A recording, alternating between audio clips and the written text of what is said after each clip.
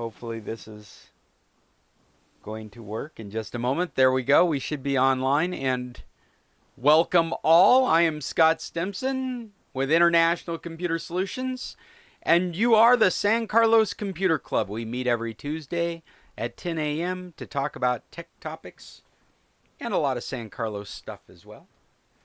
I hope you're all doing good today. I've been talking with Paul and Fred, Cheryl and Bill, and trying to sort out internet connections and notifications. Jim, are you getting notifications of the club, and how many notifications are you getting? Because if it's more than 2, I want to help you sort out why you're having to get more than 2 notifications. Did you ask me that question? I did. You're on stage Okay. now. No, I get just one a day. Oh, good. One the morning before. You get one the morning before. That's interesting. I wonder how Yeah, that it usually works. comes in about 45 minutes, maybe an hour before. Before we start. Okay. Right. And that's an email notification that I send out personally in the morning. And then you may get one other notification that is from Google Calendars. Since you're part of the meeting, you're accepted into the meeting, you should be able to get into the meeting without me authorizing you, and you get a notification to remind you. I bet you're right. And my only concern is if you're dealing with more than 2 notifications, then you may have a calendar entry of an old meeting in Google, and it's just needs to be deleted to get rid of it. But it may be coming in and looking very similar to the legitimate messages. I'm not getting the calendar notification anymore. Oh, okay. Are you on the calendar? There's Dave. Hey, Dave, welcome. We're just talking about notifications. How are you doing this morning? Well, I actually have a question for you today. Oh, great. Topics have come. Hey, Dave, I've got a question for you. Right now we're talking about notifications, and I'm curious, how many notifications of the Computer Club do you get? One. Just one? Email. An email? And right. I had to let you into the meeting. I had to give you permission to get in the meeting. And if you're accepted into the calendar entry, it should be letting you in automatically. So I'm just checking. Like Dad just popped in automatically. Good morning, Pop. Looking dapper. Under Netflix, which wasn't giving me audio, microphone, basically, and stuff, it would let me in automatically. But under Edge, it doesn't. Under Edge, it doesn't. You said Netflix, but I think Netflix, it did. What do you mean by Netflix? Chrome? Mozilla Netflix, the browser. Firefox. Firefox. I'm awake. I'm asleep today, so what? It's okay. I'm sure you're thinking Netscape, which is a really easy language slip to make. Netflix and Netscape. I've done it myself. And Netscape is where Firefox originated. That was one of the original browsers. Well, when you're this old, you forget things. Yeah. Oh, boo. You okay there, Jim? Yeah. So, Dave, you're getting one in email. Pop, are you getting a bunch of notifications from me? I was just going through with the group. I want to make sure you're not being molested by old emails. I have 2 notifications that go out today. There's one the calendar will trip automatically, and the other is an email I send personally. And I wouldn't expect you to get more than that. Well, I'm definitely not overwhelmed with your emails. Okay. But your mother can't even find one this morning. Oh, no. You forgot to invite your mother? It's supposed to be automatic. It doesn't matter to me, but I haven't gotten any messages since November 26th on my computer. Really? You're not getting any messages? Right now. Let me, whoops, didn't mean to do that. Give me a second. Let me see that. I will go into our contact list here and make sure that you haven't disappeared from it.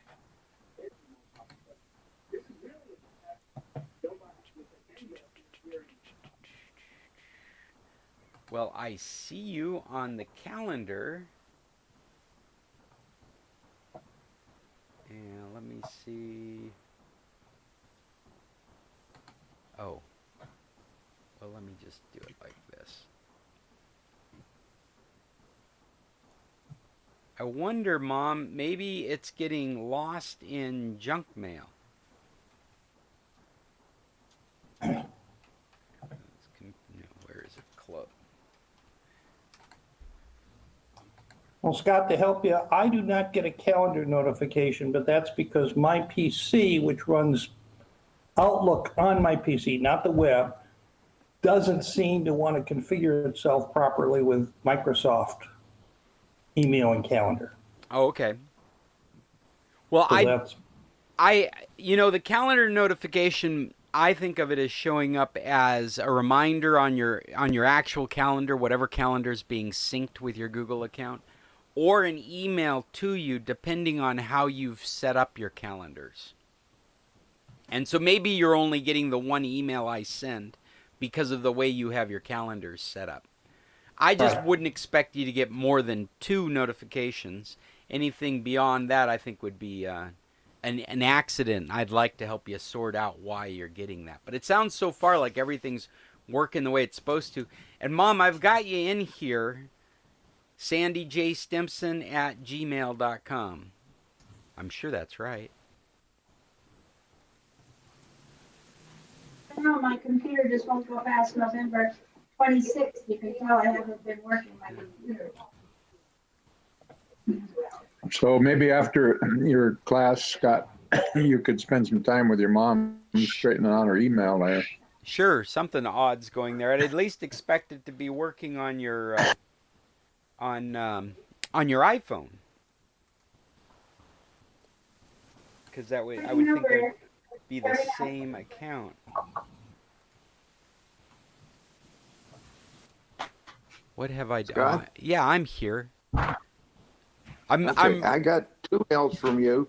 One at 8:15 this morning and one at 8:16 this morning. And that's all I got from you.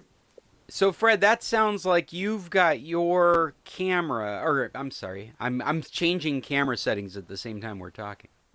That sounds to me like you've got your calendar settings set up to send you an email notification. One of those is a calendar notification. I believe. You don't send out calendar notification till 45 minutes before? Well, the other notification it could be is from the blog if you are listed on the blog, but I don't think anybody's listed on the blog. I'll God, the one that I sent back to you, I think it is the blog because it has all the things about. Just Okay. gonna open it again.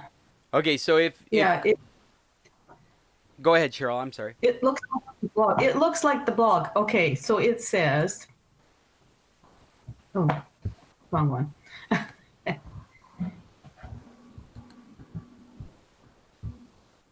I want to know how that even works. You must be following the blog. It's in some fashion. It says the San Carlos Computer Club, Scott posted, streaming live. So it's whatever was posted on the Computer Club comes in an email to me. Like What? when you post the podcast, so a couple of days ago. Yeah, or yesterday, because I'm behind schedule again. Oh, I must have deleted it already when I was cleaning up last night. Oh, you know what? I think it comes as a promotion. Oh, it segregates out in the Gmail fashion of those tabs at the top. I think it's Gmail doing that. No, I can't see it now. Or maybe that was on. Well, Facebook, I get a notice, and then when I click on it, it goes to the blog, and that's where I see all your links. Well, cool. Well, thank you for taking that time with me, because that really helps me to understand better what is getting sent out there.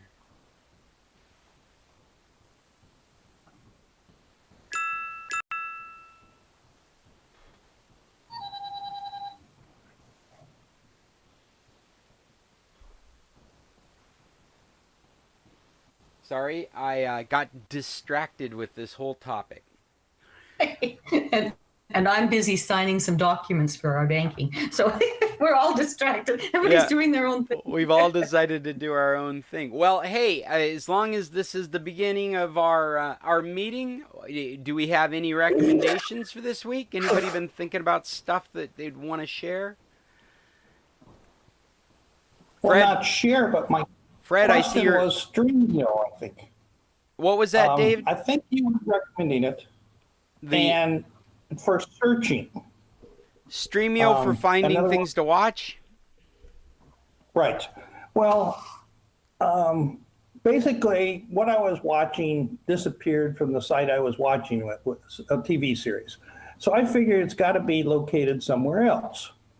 So I went to use Stremio, and I remember you saying you didn't have an account with them. You just signed on as a guest, I remember. That's So right. you wouldn't share your information. Yeah, I And try. I can't seem to get that to work. It seems to always, I guess I must have created an account, and it always insists upon it before you can do anything else. Well, you should be able to sign out of whatever you've signed into. And then Well, I'm not signed in. when even. Stremio comes up, it'll give you the option of going in under your Facebook account, your Google account, or your own Stremio account using your email. And if you scroll to the bottom of that, there's the option for guest login. Is this on a Windows 10 computer? Yes.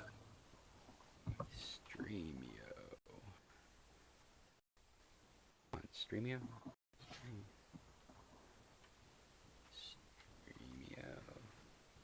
There we go. I'm just going to bring it up.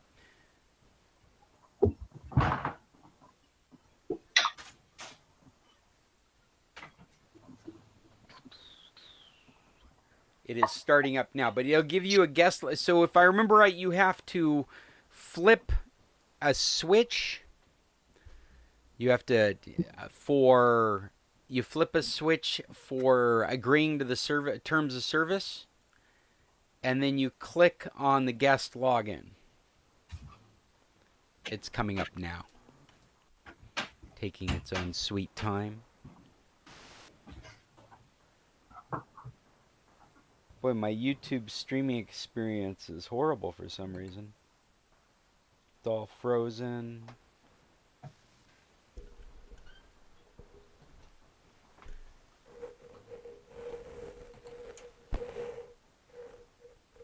It is Tuesday morning, It is Tuesday morning. so you're bound to have slow feeds. You gotta have it. Oh, this is interesting. I'm getting a different window than I've seen before. What if I sign up with email? There we go. You hit sign up with email, and then accept the terms and conditions, and then guest login.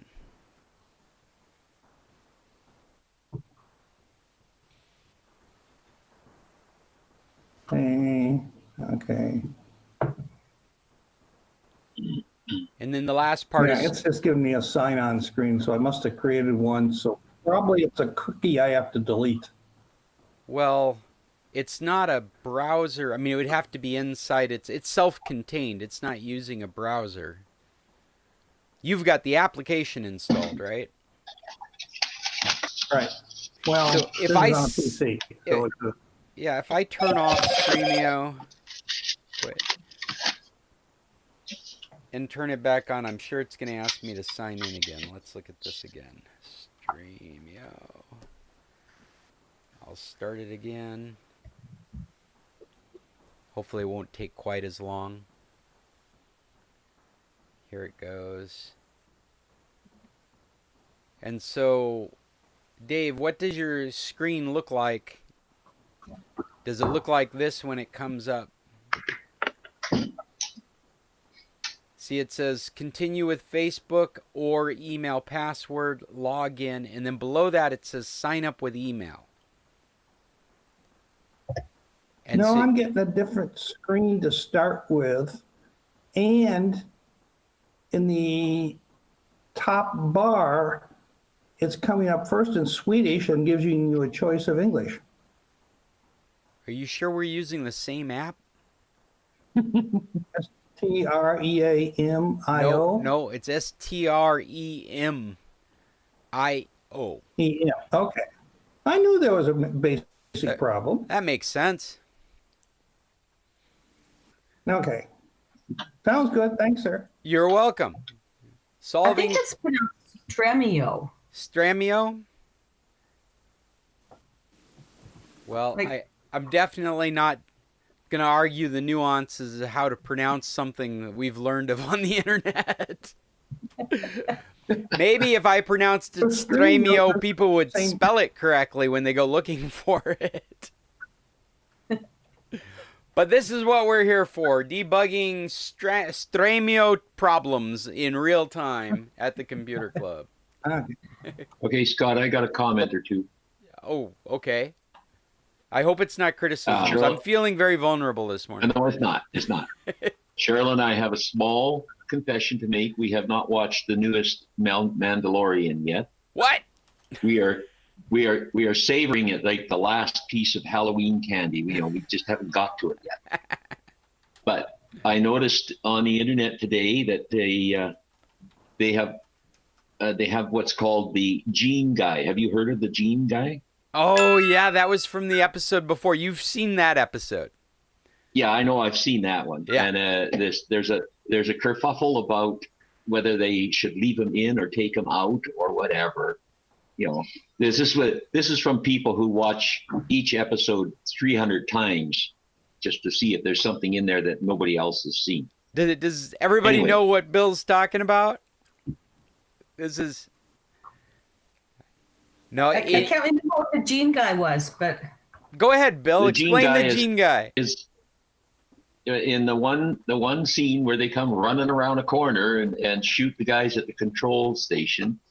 There's in the background is what it's not an Easter egg. It's a mistake. There's one of the crew members is standing. He thought he was out of the shot, and he was, and he's got blue jeans on, so he's become the Gene Guy. He's famous for 15 seconds in his life. No, actually about a quarter of a second in his life. So the dispute is whether they should leave him in or take him out.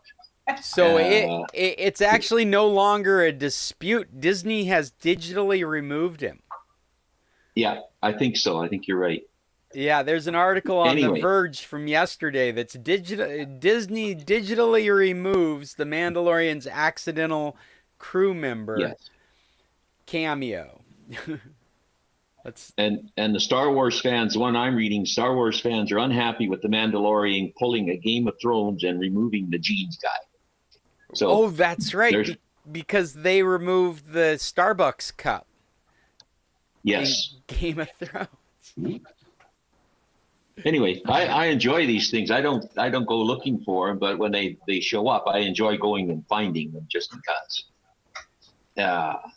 Anyway, the second thing, Cheryl alluded to it this morning that I have a new girlfriend. Like she calls Alexa my first or second girlfriend, Okay. and now I have Susie. Susie is a iRobot vacuum cleaner that is completely controlled by the internet. If you care to do it, I can set her to do one little piece of the carpet if I want. Anyway, we have named her Susie, and I now have two internet or electronic girlfriends. That's I've got an iRobot as well. I love it. My kids named it Cleaner. Cleaner, there and you go. And it has googly eyes. oh, we If have you had a cat, you could get it to ride on it and put it on the internet. Right. I was trying to bring up I- the Gene Guy picture here. the first thing that happened when Bill was snow blowing this year, and I think you guys saw the video of him doing his snow blowing. He wound up a chain in the snowblower. So the first time we set Susie to clean, she goes into my office and she didn't get very far before she had a whole bunch of beads all climbing. She knocked something and they all fell on the floor. And yeah, the next thing you knew, we had beads in the vacuum cleaner. They came out quite easily and we didn't wreck anything. But this one, it maps the house. So we were at a doctor's appointment yesterday and waiting. And anyways, Bill's programming Susie to clean the living room and the carpet. And it reminded me of the old commercial that you used to see these ladies like with their wine glasses and they'd look into the camera and they'd say, "I'm cleaning my toilet bowl." We're using technology to clean the house when we're not even home. So, that's a great point. In fact, I get frustrated. My wife takes for granted that I put out the robot. She just thinks that's all there is to it. And it's like, no, you don't understand. I got to go pick up after all three of you guys. I need to put things up high, move cables. I mean, it's a different way of vacuuming. Got to empty it. One, yeah. This one is actually not that bad at getting around obstacles on the floor. I purposely threw a towel on the middle of the bedroom floor. She just encountered it and worked around it. She didn't balk at it at all. Typically something for herself. That's the reason we have this one. I hated my old one where you had to, every 20 minutes she would call you from the other room and you had to come and take her apart and your hands, pull everything out and clean the brushes. This one has this little station where she goes back to, and it sucks it all up into this container that you take over and dump. Oh, wow. That's nice. So what model is that? I don't know. It's a Ninja iRobot something. Anyway, and it's quite amazing to watch her learn the house, as they navigate around. Their learning algorithm is just a whole lot of fun to watch. Yeah, so is this one actually mapping your house, or is it using that fuzzy logic? Yeah, it's actually mapping the house. No. She cleans in a straight line. She maps the house. She goes all the way around. Takes her a couple tries to get the map right, and then you can designate a certain spot, like the living room carpet. You can say go clean the living room carpet. If I've drew on a square around where I wanted to clean, she'll come down the hall up onto the carpet and clean it and then go back to her station. Is this it? All by herself. Shark? Yeah, that's it. Yeah, the shark. I thought you were kidding. The one on the left. One with said Ninja. This one right here with the basket. That seems like a really good price. What? That's US. Yes, that is US. But anyway, it's US. It's $200 cheaper right now. Yeah, ours was $100 off at Costco, so it was $3.99 Canadian. So that's a little bit better. But I've still got that original Costco iRobot 500 series, Pet series, and that's the one you're talking about. You'd have to go into the other room and disengage it from your USB charger for your phone. Pick up the shirt that it's gotten stuck in. It's got two little barriers. They're about this big. Anyways, I'm looking at her. She's iRobot Roomba. That's called a Roomba. Yeah, Roomba. Roomba Series 500. Well, this one's a different manufacturer called Shark, and that's why I thought that Bill was joking about the Ninja brand name. But they actually have something here called Shark Ninja. I don't know. Yeah, Ninja Kitchen. it does say Ninja on our box. Yeah, Shark I don't Ninja. know. I'm not sure. Anyway, the next piece of technology came the other day from Amazon, and it's a little security camera. The $20 some for the security camera. So now I can be away and start her up and watch her, make sure she's doing it right. That's really funny. Now I can watch the hired help work from afar. That's right. Make sure And they're I'm doing their job. I'm curious. Our last Oh, go ahead, Our Cheryl. last Cyber Monday purchase, but there's two actually, are coming today. One is being sent to my sister. My sister has the Fire, what's it called? Amazon Fire Tablet. Fire tablet. And Yeah.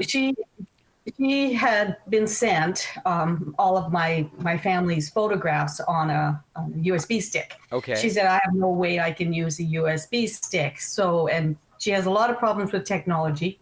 Anyways, I found for $8 a USB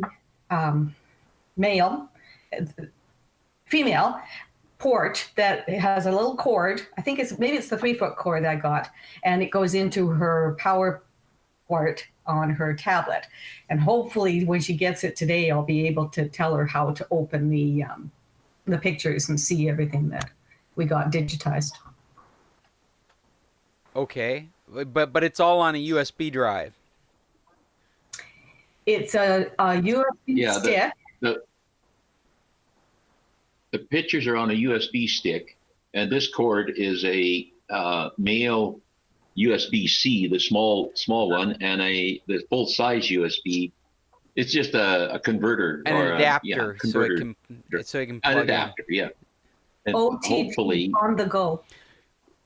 in. And she's but going to plug it in hopefully to hopefully a new iDevice or a Android device, right? That's the reason you're doing Android that? and Amazon Fire tablet. Okay. We hope it's going to work. I hope We'll it's update going to you work next too. The Amazon portion is the only thing that would make that questionable, I would think. If it was just some generic Android device, I would expect it to work, because that on-the-go cable has been around forever now. That type of interface with Android has been around forever. So it'd have to be something Fire tablet specific that would stop you from doing that. Well, when we went looking for them on the US Amazon site, I found one that is specifically said for Amazon Fire tablet, things like that. Not available on the Canadian site and would not ship to me from the US one. So it took a while, but I finally found one where in the review section, one of the guys had said, worked great with my Amazon Fire HD 8. That's the information you want. In fact, I just found one. It says it's currently unavailable. Isn't the internet amazing? I just put in a quick Google search for Amazon tablets, Yep. Fire tablets, and Yep. OTG, and it came up with an Amazon listing here. Master cables, OTG USB cable, compatible with 5th generation, 4th generation Amazon Fire tablets. Hey, Jimmy, move. No, it's okay, Boo. We're all friendly, Boo. In a Macintosh world, and it might be the same thing for the Amazons, I just don't know, but in a Macintosh world, you would license something like that. Yeah. I hope that's not the case. I hope that there's any generic OTG cable would work. Well, I didn't hear the first part. I'm sorry, but I was distracted. Morning, but I Maggie. bought an Amazon. Good morning, everybody. I bought an Amazon Fire tablet this summer, and it didn't work. I had to take it back 10 minutes after I tried to set it up. I forget what she said was wrong with it, but it didn't work. So I just went home and did what you guys said to do. I reset my Samsung to factory, and it works great. What were you buying a tablet for? I thought my Samsung had it. Oh, you're But just as going it to replace turns the out, Samsung. yeah, I just was replacing it, and I didn't want to spend $300 or $400 for something to read a book on and read my email on. So I got the Fire the tablet because it was $99. But it didn't work, so I had to come home and do what you all said, and my Samsung is like new. That's awesome. Yeah.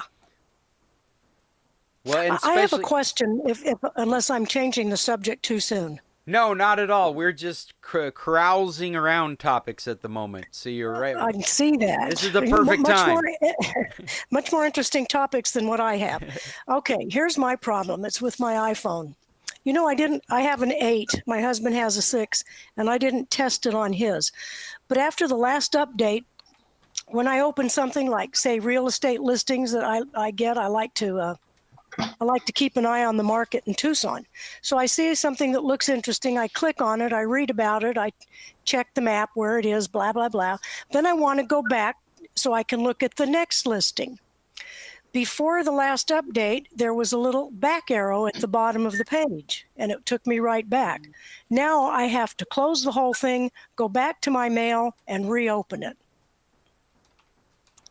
Huh. Any suggestions? This is an iPhone 8 8. that is running iOS 14. Are you looking at it in Yes. Safari? Like, what are you using to look at the real estate listings? Well, it sounds Chrome. like it's coming out of your email, right? What you're doing is you're bringing up your email, you're clicking on a link in your email, it's bringing up a web page, Right. and then when you're done, you want to close that and go back to your email. Correct. And I have to close, it closes in Chrome, and then I have to go back to my email and reopen everything. And I didn't have to do that before. Always had a little back arrow. It's not going to kill me, but it's annoying. There are a number of you folks using iPhones out there. Is anyone listening to this right now that I see Fred's on his phone immediately. Are you running the iOS 14 on your phone? And maybe you can reproduce this kind of issue that Maggie's having. I don't have the phone with me, but the fact that it was there and now it's gone, I wouldn't be surprised, because that was a generation leap in operating systems, and so things like that happen. But there must be a way to create the same experience. Yeah, you'd hope so. See, when I open things in my email, my default browser is Safari. So it opens in Safari, and at the bottom of my Safari things, there's always a back button. You don't have to sign out completely and go back in. Does it take you back to your email when you use the back button from Safari? No, it just takes me back to whatever web page I was on. So I'm on my Sutton.com, which is a real estate site, and I can move between listings. But if you were to bring up a listing from your email, or just bring up any link from your email, what kind of experience would you have? Would it bring you back to your email? Let's see, returning back to email. I think this is a great question. I'm not sure if it's... See, I don't have Chrome on my iPhone. Is it Chrome that you're using it with, Maggie? Me? Yes. Wow. So I wonder if you were to well, just... then, you know what else? I just thought of something. This just started recently, too. When I click on it, it says wants to open in Edge, and I click OK. So maybe it's Edge that's the problem. How do I get rid of it? I was going to say, it might be a problem because of your default browser. Before this operating system, you were forced to open it in Safari. And with iOS 14, you're supposed to be able to set a new browser to open things in. And maybe if you were to set it to Safari, the experience you're having would go back.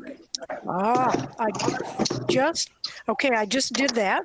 Put it back on Chrome. I put it on Chrome. Let me see. Make sure it worked. Okay. Well, and you may want to try Safari, because even though Chrome was your default before iOS 14, I don't think the Mac email program was using it. I think it was forcing you to use Safari.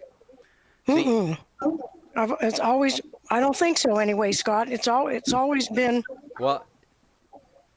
let me see. Yeah, you'd know better than me. I'm just trying to wrap my head around your experience. But I really I haven't done any of that with the iPhone. Okay. I'm going to get into one that I open quite often and see what happens. Yeah. And I'll report in after I get there. If it doesn't work with Chrome being set as your default, then I would try Safari and see if that experience comes back. Okay. Because the way I understand it theoretically is that you didn't have any control over your default browser before this latest release, and now you do. Yeah. Yeah. And so I think you're right. I'm thinking when you went to a web link from an Apple product like Apple Mail, then you're forced to use Safari, even though Chrome is what you normally do. You're forced to use Safari. And that's what was providing you with that experience. But this is all speculation on my part. Okay, we're going to find out right now. I just opened a recipe, as a matter of fact. Okay. And there is no back arrow. And that's under Chrome or under Safari? And that's Chrome. Okay. But you opened a browser page with the recipe on it. You haven't been to any other browser page to go back to. Well, Cheryl, actually... My email. And actually, it works the same in Android as well, is that you have an Android back button, which the iPhone never had until recently. And if I opened up a browser on my Android phone from my email and I hit the back button, it would take me back to my email app. And you know what? My Messenger does that. Like if somebody sends me an attachment in Messenger, I go to the attachment and then I think I'm going back something else and I go back to the message. You're right. That's right. Yeah. Okay. And, so here's an example. Oh, I can't. These are some recipes. It's a recipe. It's no big deal. Okay. So it says see more. There's 15 recipes. So I click on see more and they all come up. 15. All right, I'm going to pick one. View recipe. Click on it. It opens up the recipe. I read it. No, I don't like that one. I want to go back. No back arrow down at the bottom. It's there, but it's not highlighted. It won't work. Right. So what I have to do is close it like that and reopen my mail and start from scratch. So I want you to try and switch to Safari as your default and do the same thing again and see if it changes. And I'm sorry, go ahead. Oh, I'm just thinking that my theory at this point is maybe you were using Safari and not knowing it when you were coming from your email. I could have been. So Safari's not an option for me there, so let me find it. Where is Safari? Safari. To use. Should be here, but I don't see it. In iOS 14. Not here. Add a secret button to your phone. There's Safari. Here we go.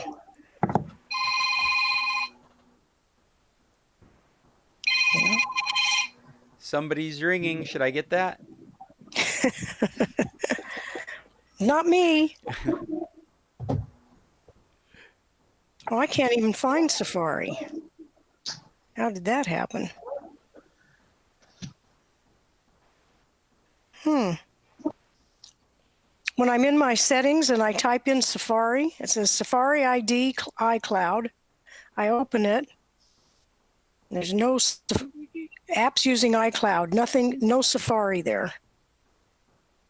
I wish I could be of more help. I wish I had an iPhone, at least one that would run 14, so I could be running it through you. I'm going through web pages right now, trying to find.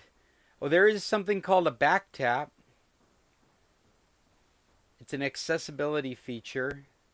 You find it in settings under accessibility under touch. Look for back tap. Okay, accessibility. There's a set list of systems and accessibility touch. functions. And it's called what? Back tap. Long press back button. If you are 6 menus deep in an app and you want to go back to tap. the top. Okay. Double tap. Let's try it. Accessibility shortcut. Back tap. Okay, let's see if that works. I would bet, I mean, I'm just guessing, but I would bet this has to do with the new default apps and this new navigation stuff. I think if we keep looking at it, we're going to find a way to bring you back the same experience you had before. But yay! Nope, that didn't work either. but it's probably not going to work the same way it worked before. What about setting your browser to Safari? Were you able to do that? Set your default browser? I can't even find it. Set default browser. When I search in settings, what comes up? Safari, Apple ID, iCloud. I open that.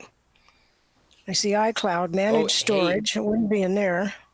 you might check and see if you've got an update to Safari you don't have installed in the App Store, apparently.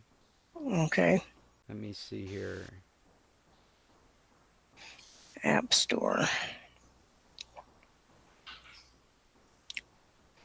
Okay, search. Search for Safari and see if it finds anything. Safari browser. I put in Safari browser and Google Chrome came up. Nah. And Microsoft Edge. No, that's not Safari. No Safari. Okay. Oh, well, how'd that happen? Oh, I'll be darned. It doesn't even come up. I'm in the... Let's try a different one. They've done some strange stuff, and so I'm not sure if it's supposed to come up or not. It was integrated into the operating system. And so you never really thought about having to get it from the App Store. But what they've also done recently is they've pulled the podcast app out as its own app, and you have to go after it now. It's not part of your... Oh. And so I'm just not up to date on this iOS 14 stuff is all new. Okay. But I'll do a search and find it. I'm going to put it on my back burner to think about, too. And we can ask Judy if she's been updating her stuff regularly. We can ask if she has the same experience. Yeah, good idea. I'm surprised she's not here right now. Restrictions.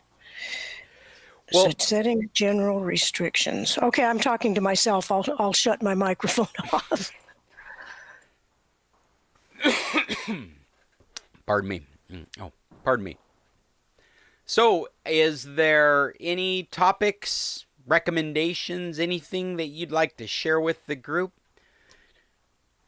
So far, we've been solving iPhone problems and talking about vacuum cleaners. It's been a good meeting. James, I see your lips moving, but I don't hear anything.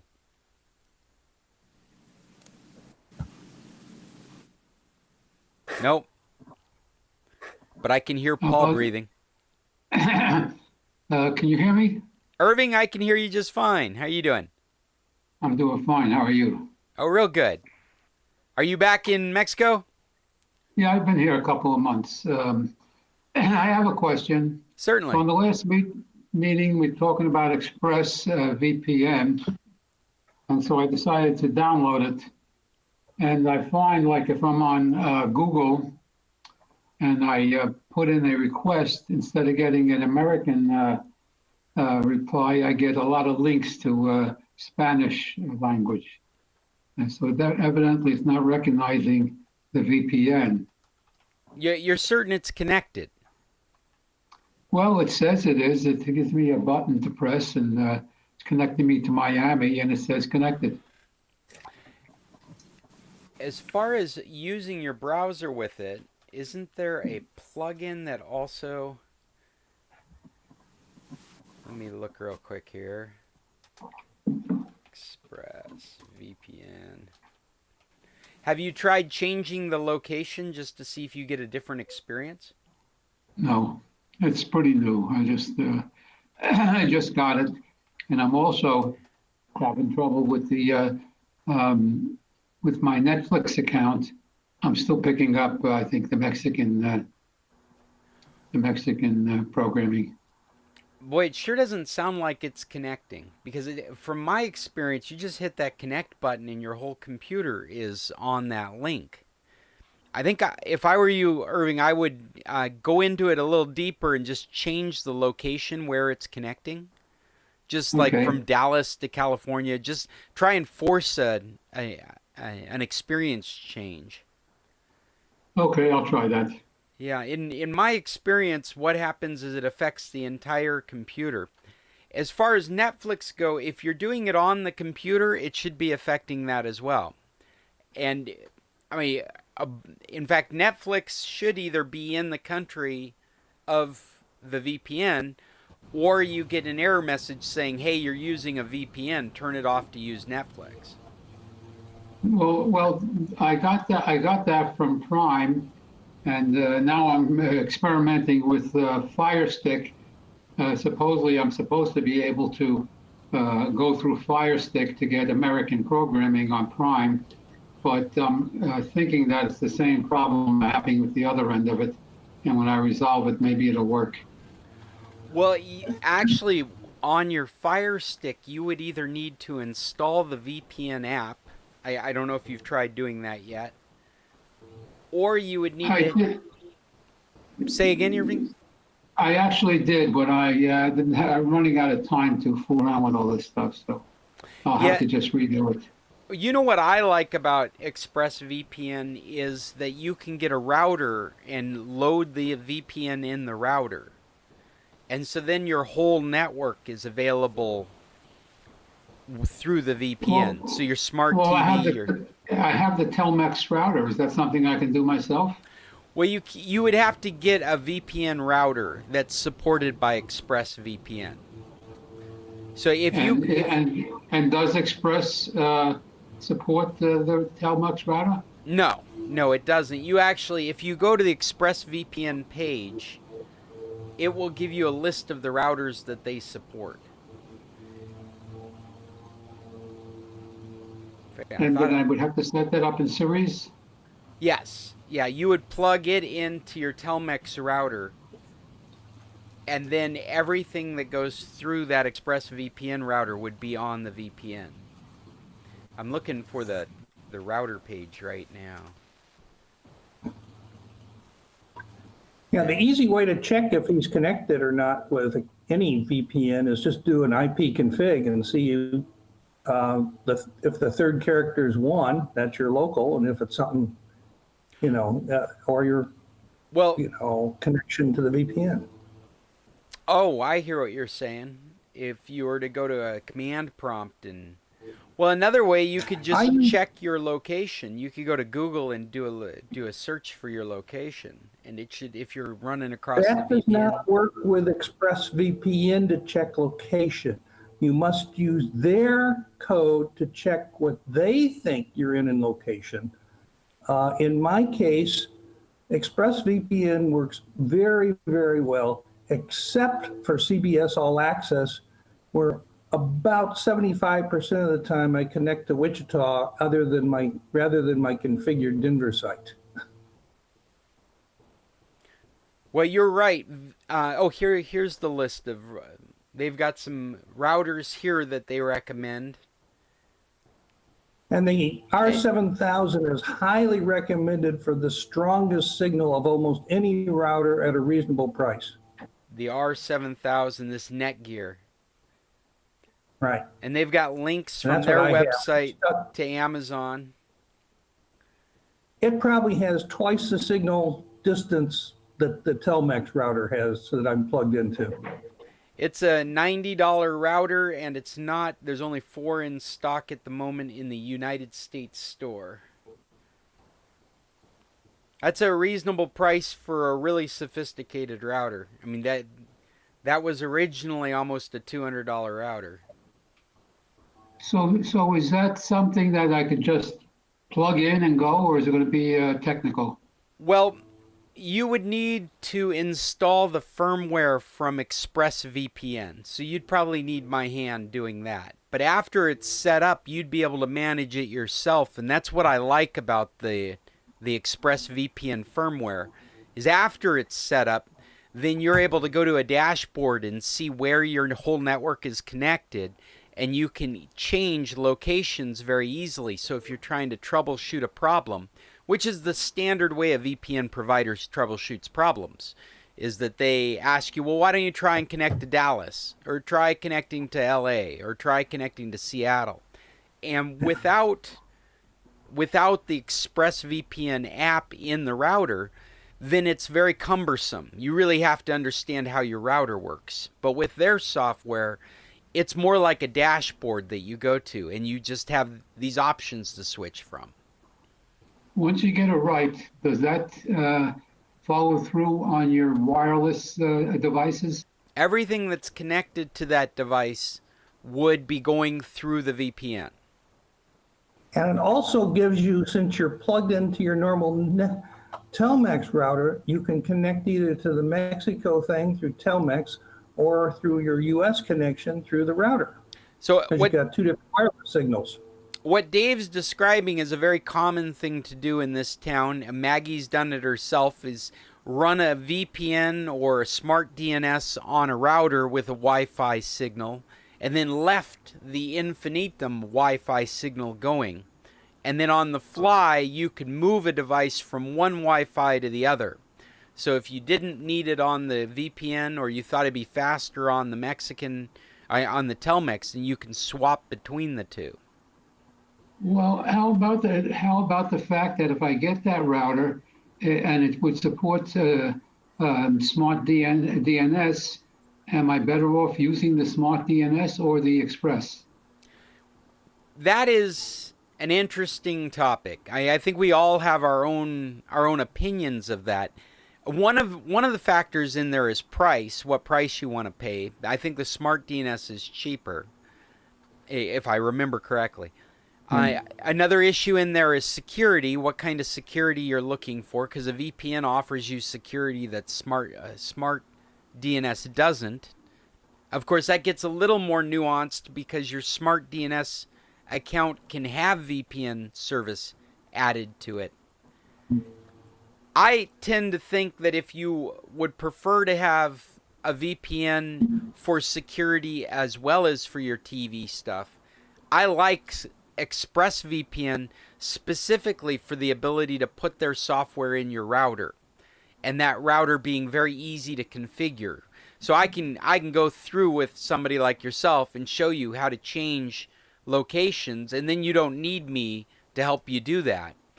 Whereas if you're using a VPN provider such as Nord or ExpressVPN and you don't have one of these routers, then the next time you need to change something like that, you may have to call somebody like me because you're just not familiar with the router. It's not straightforward. And this ExpressVPN app, this firmware you put in the router, is very straightforward. It's very easy to intuitive is the word I'm looking for. Another option with ExpressVPN and others in choosing whether it's a smart DNS or a VPN is what location do you want to be connected to? Because in my case, I like to use locast.org, which gives me all of my local TV channels for $5 a month, and it worked great. You know, you get CBS, NBC, ABC, plus all their extra feeds. So you have about 60 different things to watch. And I prefer watching my local hometown, in which in my case is Denver. So it's covered through the, Dave, I'm writing ExpressVPN. I'm writing Locast down on applications recommendation list. I'm sorry, I think we all missed the last bit. I talked on top of you, Dave. No, I was just saying, ExpressVPN gives me my preferred location, Denver, and Locast gives me all the Denver TV channels I want, which are about 50 to 60 of them.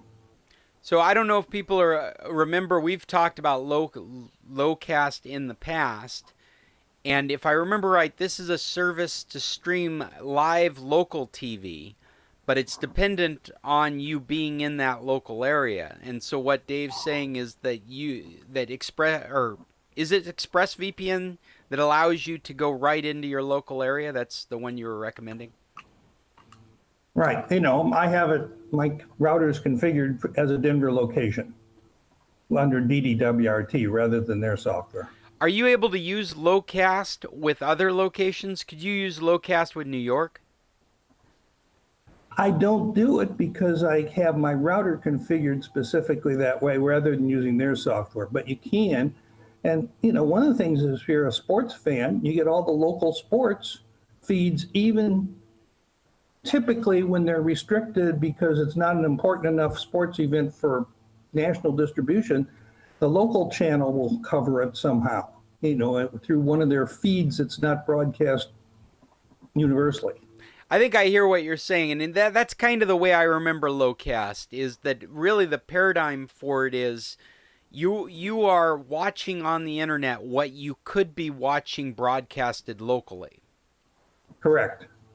And so in your case, to take advantage of local broadcasting, you want to be in Denver. I would want to be in Anchorage, Alaska, because that's what theoretically I'd be interested in, using Lowcast. They're up to 25 locations. They have Phoenix. They don't have Tucson, for example. Oh, that's interesting. That's a big one then. That really gives you an idea of the limit of the local broadcasts available through it. But maybe places like San Francisco, Phoenix, New York. Yeah, LA, San Fran, not Portland, but Seattle, I know, is in there. A lot on the East Coast in Florida. So, and I think they're originally out of Scranton, Pennsylvania. The guy who formed it was involved as the lawyer with was it Ilario or something like that got shut down because there were copyright laws. And he realized as the lawyer that the U.S. copyright laws says that rebroadcasting is allowed for a nonprofit, which was designed for like PBS to have other satellites around the state. I do remember that, signal. Yes. And he's using that clause to do Lowcast as a nonprofit where you can watch it for free, but they nag you every hour to pay $5 donation a month. And if you pay, you get no nagging. Well, Irving, I don't know if all this helps answer your question about smart DNS versus ExpressVPN. I tend to look at them as like two different types of screwdrivers. And so you just use what's appropriate for what your needs are. Well, it seems like I miscalculated. I'll have to get a Netgear either way. And so I've already paid for ExpressVPN. I'll just stay with it. Well, I don't think you're making a wrong decision there. I've really enjoyed helping people with ExpressVPN and specifically with routers. I think it gives you a lot of options to just behave as though you're in the United States. All right, thanks. I have a plan. Have we got any other recommendations? I put Lowcast on my recommendations apps recommendations list for today, as well as VPN. So if you go to the blog post, you'll find links to both of those. Later this week, at the rate I'm churning this stuff out, it's taking me almost 7 days to get a blog post out with all this information. My excuse is that we this time of year we do kid's birthday, and then Thanksgiving, and then kid's birthday, and then Christmas. And so I kind of feel like every week I've got all these things pulling my attention away, and the computer club stuff ends up being an unwanted stepchild sometimes. It's not true. I love it. It's a labor of love. It's my passion. It just doesn't pay the bills. So any other recommendations people would like to make? An app, a website, a TV show, a book, something that you think we all should know about? Cheryl, I see your hand. Okay, so now that we're Amazon shoppers, 4 years ago I had my worst experience with online shopping, which was my first worst. And I swore I would never do it again, and now I'm doing it almost daily. Anyways, I don't know if you call them piggyback apps or going through other sites to get to. I don't know how you call it, but we get air miles. And if I go to air miles shops first and then link to Amazon, I'm earning air miles at the same time as I'm shopping. Oh, wow. Go ahead. And also, I know that with Amazon, I tried to do it out of our Amazon Canada and it doesn't work, but Amazon US, there's a way that you can go, I think you have to go to Castaway Kids first and then a portion of all of your shopping goes to Castaway Kids. But it seems when I looked into it, I can only do it if I'm on my American Amazon Prime, not my Canadian, if that makes sense to you. Yeah, Anyway, so that does make Yeah. sense. I think you sign up for a partner, and that would be region based. And your airmilesshops.ca looks like that's region based as well. It looks like that's a Canadian thing. So you're it is. Air miles are Canadian, and I have one credit card that gives me air miles for every dollar that I spend. If I shop in Safeway, Staples, those companies that are affiliated with air miles, and online, it's Amazon. So if I go to Air Miles shops first, then Air Miles, and for Black Friday, Cyber Monday, they gave me 5 times the usual amount. So we're making lots of air miles with nowhere to go. Hey, that brings up an interesting question. So if you go to Air Miles shops first, and then you Yes. use your credit card that gives you air miles, and you use that to buy an Amazon thing through the Castaway Kids link, then you get double air miles and they get a promotional thing, right? If I was on my US. American for Castaways, I can't use my air miles. It's one or the other. One or the other. Oh, wow. Oh, if you're shopping in the U.S., your Canadian Air Miles thing doesn't work? Your credit card works. Correct. But this... okay. Well, that's very interesting. My They- credit card used in the U.S. will give me air miles, but it won't give me the bonus and things like that. Okay. Yeah. Yeah. So on PayPal, for example, when we do donations and things on PayPal, I can use my Air Miles card and I will earn Air Miles on the donation. But yeah, there's a bunch of different ways. I heard somebody was trying to Yes, contribute eBay there. does about the same thing with cash. Say that again, Dave? Ebates, which changed their name to something starting with an R that I can't remember right off, but it'll Rapigen or something like that. Anyway, it does the same thing, gives you a cash back in the form of a check, and your credit card can also give you cash back on the same transaction.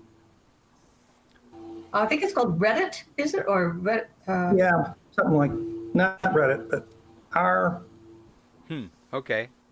and it pops up automatically. I hear you being corrected in the background there, Dave. You want to bring her over to the computer and tell us how to do it? No, she's in the other room. Well, there are a lot of coupon add-ons you can do to your browser that will look around shopping for deals. I'm not a big proponent of that. They spend more time trying to market than they do technology, and so it worries me that you might be opening a security risk, or at the very least you're definitely providing tracking information. Not that you're not already doing that all over the internet, but it's just one more form. It's like welcoming tracking into your lives. But at the same time, we live in a world where you can get a lot of discounts that way. So it's good to have ones that people feel comfortable with to recommend to other people. Yeah. Speaking of that, Amazon Prime at 5:15 this morning, one of us was up and it wasn't me. The telephone rang and it was Amazon Prime. I think Bill said that it was Amazon Prime telling us that how did it go, Bill? Is Bill still there? Okay, it was, I just turned my mic on. It was a person saying that our Amazon Prime account had been renewed at a level of $387. And we were supposed to immediately phone this number and talk to the agent in charge or whatever, which to me is just straight bullshit. I would say our Amazon Prime membership has been renewed, and they sure as hell don't call me and tell me to talk to an agent. And they gave a phone number. It was a phishing expedition. Mm-hmm. That sounded like a scam. Sounded like they were trying to talk you into giving them payment information. Well, yeah, they were gonna ask if this wasn't correct, what was my credit card or something. It was a scam. Yeah, it definitely sounds that way. And me being an astute internet user, I immediately assumed it was a scam and hung up. Using all the elite skills earned from the computer club, you knew better immediately. Exactly. And I am forever grateful for that. And that was sarcasm. Not from Bill. Oh, come on. Some of that's true. Not from Bill. Well, you make us tech savvy seniors. well, if you guys don't have more recommendations, what about topics that we've got going on? I personally was hoping we would spend a little bit of time talking about the new Macintoshes. I've mentioned it the last 2 weeks, but I don't know if anybody out there is looking at buying a replacement computer. These are some amazing computers. Yeah, I'd like to know about them.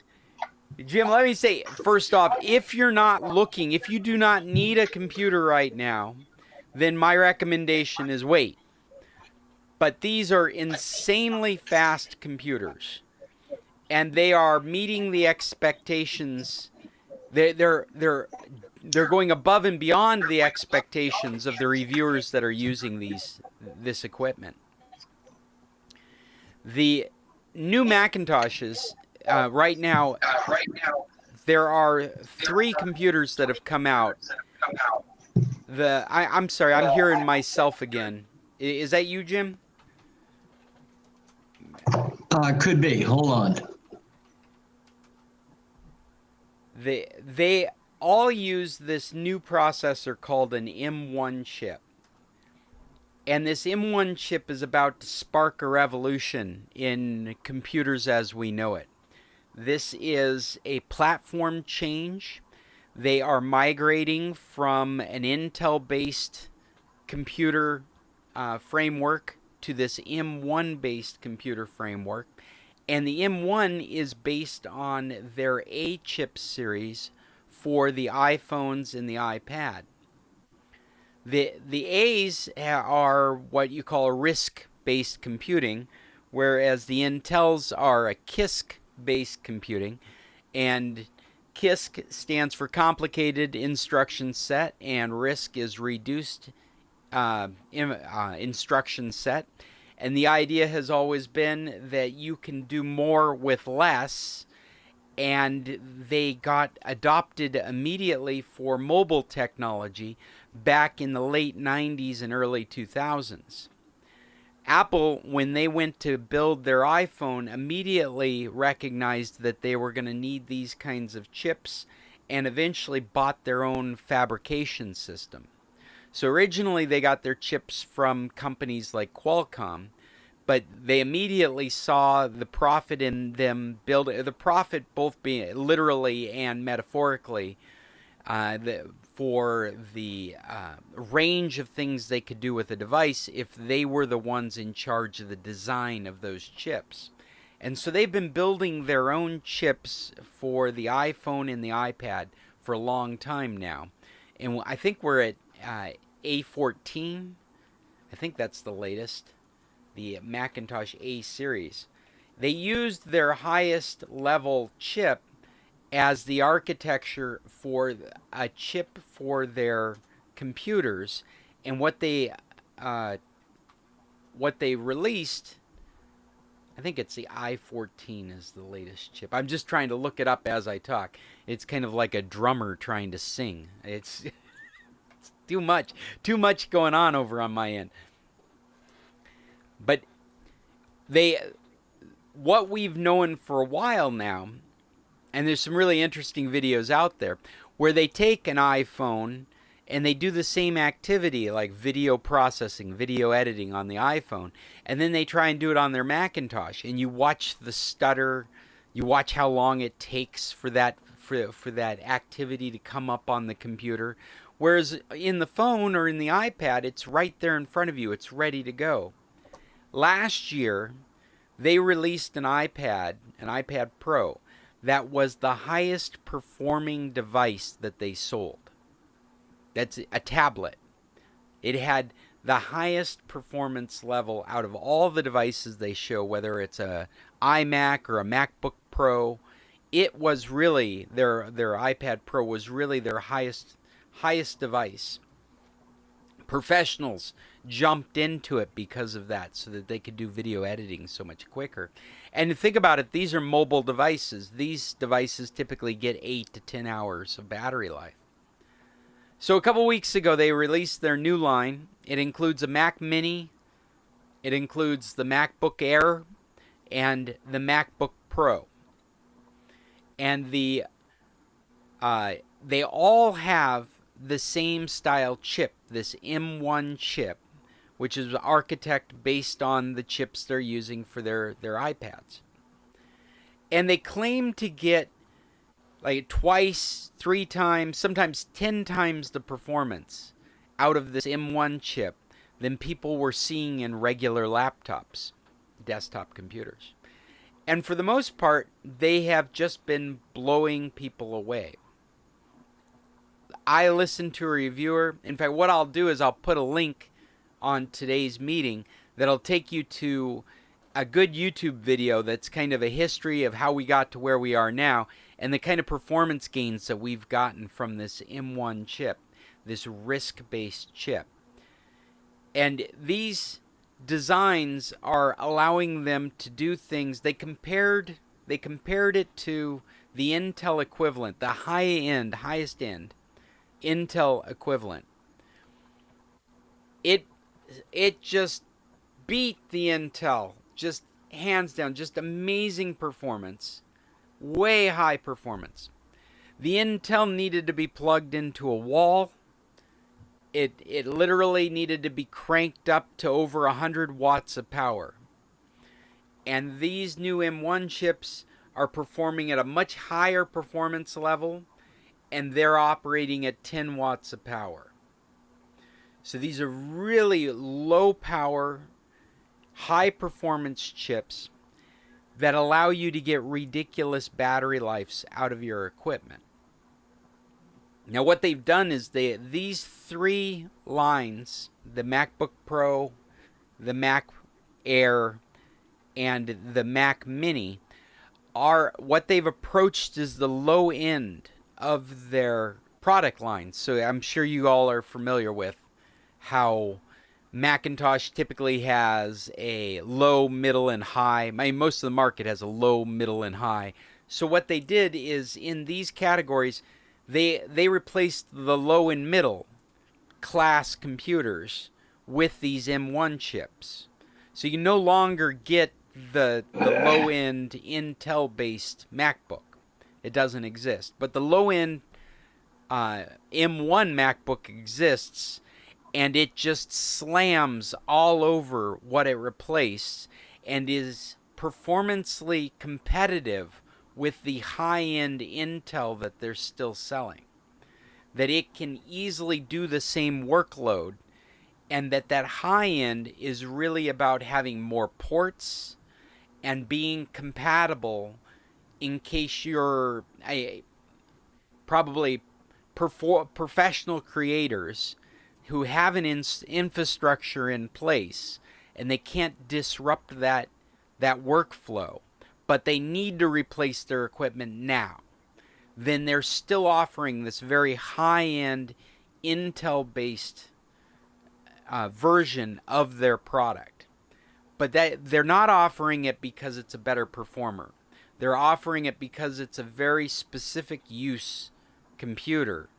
They see that customer out there.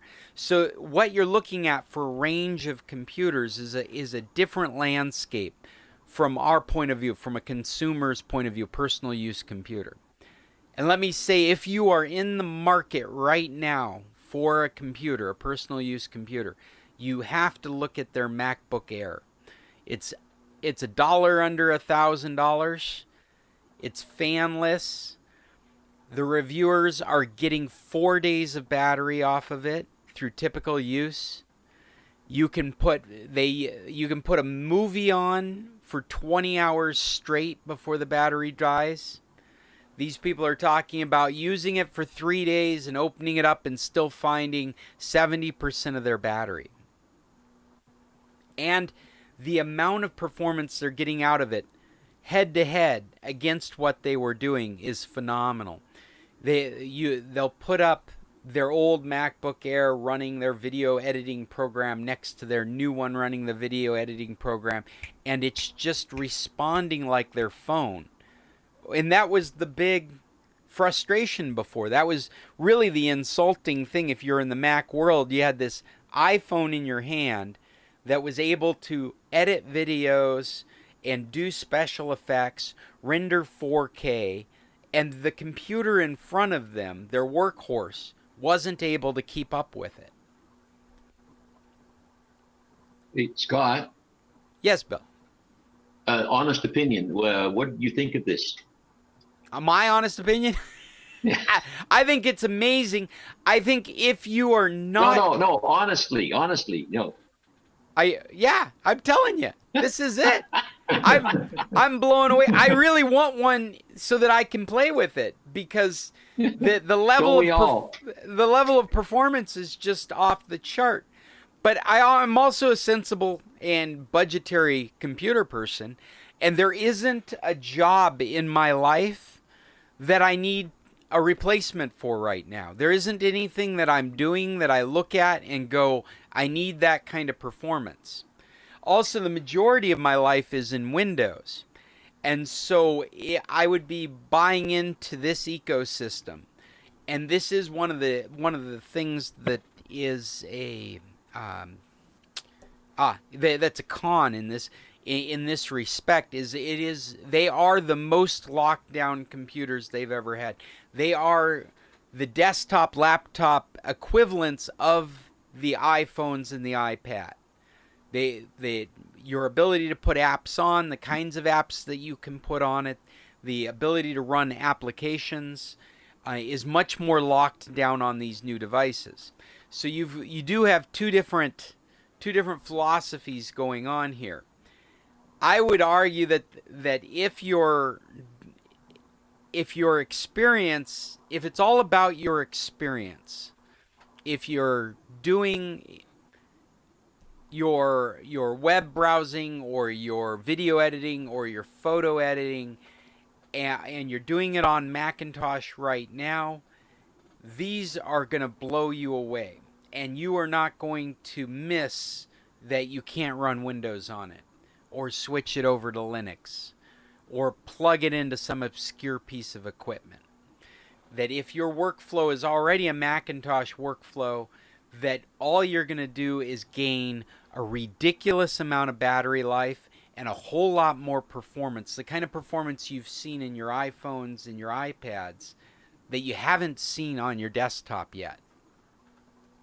If you're in the market for a computer right now, that MacBook Air is an amazing one to look at.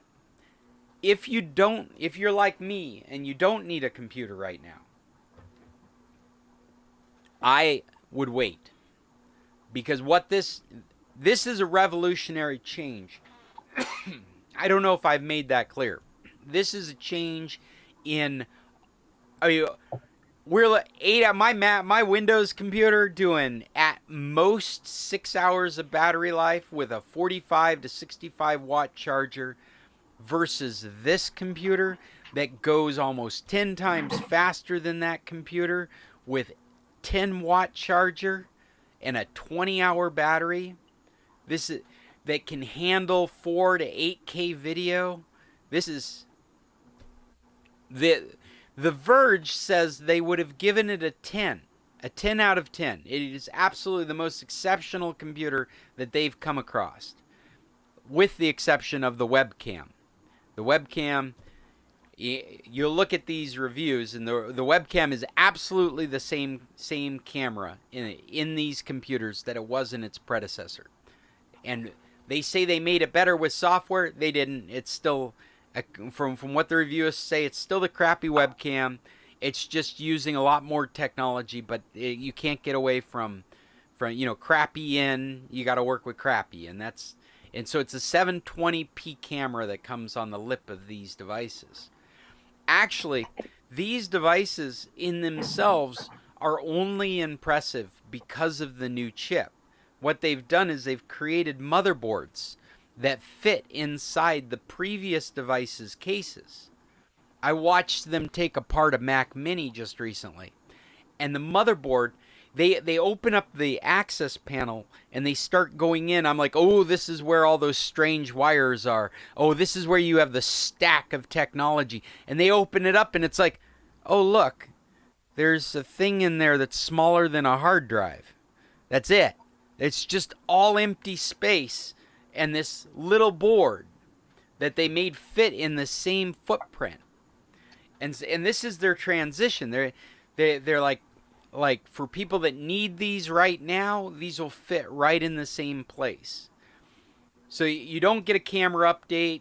I think there was a slight speaker update, but everything was iterative, except for the motherboard that was put in these devices. Again, if you're not looking for a computer, like I'm not looking for a computer, I guess the point I want to make is these are the slowest that Mac will make. It's the very first generation of these computers. And so we have nothing to gain except waiting to buy if you're in a position to buy. But these are very reasonably priced for what they are. The Mac Mini is coming in, their entry price is $699. The same computer in an Intel before this was $799. The MacBook Air was $1,299, and now it's $999. And the MacBook Pro was $1,599, and it's coming in at $1,299. There's a $300 difference between the MacBook Air and the MacBook Pro. That comes along with very little extra. It's got a cooling fan. That's really what you're buying. The Air has no moving parts. The Pro has a fan so that it's thermals. If you're doing something that brings that M1 up to a temperature that it needs to be cooled down and sustained at a cool level, then it's got a fan for that. And they're calling that the Pro. But it's about the only real difference. The reviewists have said they worked really hard to get the fan to kick on. And they all came back with the same thing. The Air is an incredible economical purchase. It is the Pro if you do not need a sustained cooling. Sustained cooling might be needed if you were rendering 3D graphics, if you're rendering video, but video like 4K video, like long sections of 4K video. That's what the reviewists would throw through it to get the fan to come on. They would take like a 4K, like an hour of 4K video and edit that and then render it out. And so if you're doing an hour of rendering, then the fan would come on.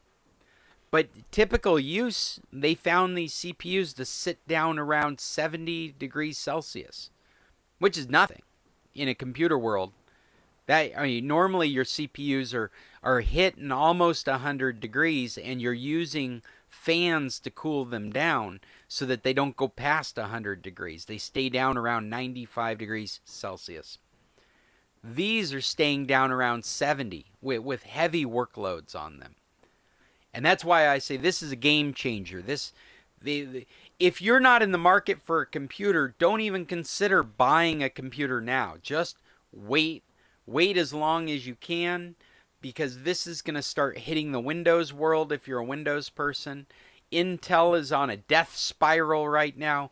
They have nothing to compete with this. They have shown that the Mac equipment is able to perform better than the highest performing Intel equipment, giving equal circumstances. And so it's only special needs that will keep drawing you into Intel after this. I think that's my whole thing. I will put links to stuff if you guys are interested. I'm happy to answer any questions if you want to check and see if I have any more knowledge to give you. Okay, Scott, to be clear, you liked this thing, did you? Yeah, a little bit. A little bit. I like what this is about to do to our industry. I'm finished with my sarcastic remarks now. Okay. Is there anybody out there that's actually in the market for a new computer right now? I don't see anybody. Jim, you're looking for a new, James, you're looking for a new computer? I think if you had to replace a computer now, say you're not getting any battery life, or it's crashing on you, or it's out of date, you got to look at that MacBook Air. Well, I only get about an hour's worth of battery life out of my PC. Now, you were saying you get 4 to 6 with some sort of charger, a special charger? Well, no, what's pretty typical in an Intel world is to get somewhere between 6 to 8. And then there are some Intel-based PCs that have been crafted so that they may not be really high performers, but because of the way that they balance power management, you can get maybe 10 hours of life out of it. These new computers with these M1 chips, they're getting almost 20 hours of battery life. I can't imagine. Scott, do they have that in the desktop configuration? Well, they do. That's what that Mac Mini is. And what they'll do probably in the next 4 months is they will have another announcement, and they will be announcing the M1 iMac configuration, that all-in-one with the beautiful screen. They have not released an M1 version of that yet. But the Mac Minis, I was amazed. They knocked $100 off of it. It has USB 4 on it. It does have the active cooling on the Mac Mini, so if you were doing things like video processing, you needed to do sustained video. Now, there are some exceptions in this M1, but we're really not certain yet how it's going to affect the performance. The M1 chip can address a maximum of 16 gigabytes of RAM. So a lot of PCs are running 16 gigs regular. If you go and buy a new laptop, there's a very good chance you'd be buying one with 16 gigs, and you may even be buying the ability to upgrade to 32 gigs. And if you're really going out there and shopping, you might bring home a powerhouse that could have up to 128 gigs. And we're talking about RAM. That's not storage. That's just that space that's used to keep projects open and have things move really fast.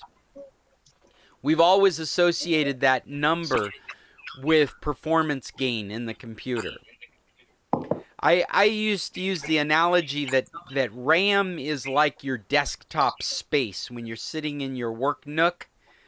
The more RAM you have is the more surface area you have, so that you can lay out projects without having to put things away. It's faster access. And so the M1 can only go up to 16 right now. But what Apple's also done is we used to have this barrier with that 16 gigs. That 16 gigs was intended for your CPU.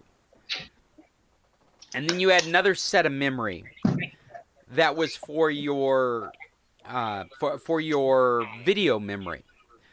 So when it came to encoding videos or playing video games or 3D rendering stuff, that would all happen on a GPU, and it would have its own set of memory. And what would be typical numbers there would be 1 gig, 2 gigs, 4 gigs. Or if you're a gamer, you could end up, or an architect, you could end up with 32 gigabytes of RAM that would be dedicated to your graphics card. And what this M1 chip is it's 8 CPUs and 8 GPUs built on the same piece of silicon. So 8 GPUs. It's 16 processors in this one chip. And they've broken down that memory barrier so that the 16 gigabytes of memory can be used by either. So we're not certain yet how this is going to affect special applications. But so far, after the last couple of weeks, everyone's very happy with the kind of performance that's coming out of this. It's mind-blowing, the kind of performance that they're getting out of these. I think I'm sorry, James, go ahead. Well, it's just it's not a computer that we're really looking for right now. Is it maybe an iPad, because the old one is slowing down or being slowed down, something like that. So, and it's getting very full of stuff. So, if your iPad supports the latest operating system updates, I think 13 and higher, you're able to plug in a USB storage device and use that for additional storage on your iPad. I've only got the one place to plug into it. There's no. You have the Lightning or the Thunderbolt connector there, the Lightning connector. Yeah. So what they sell are USB dongles that have that connector on them. Oh. And they also sell adapters so that you can use traditional USB in that space. Mm. It does have to support iOS 13 or higher, though. Yeah, mine's a 10, I think. So you would be in the market for a new one if space is the problem.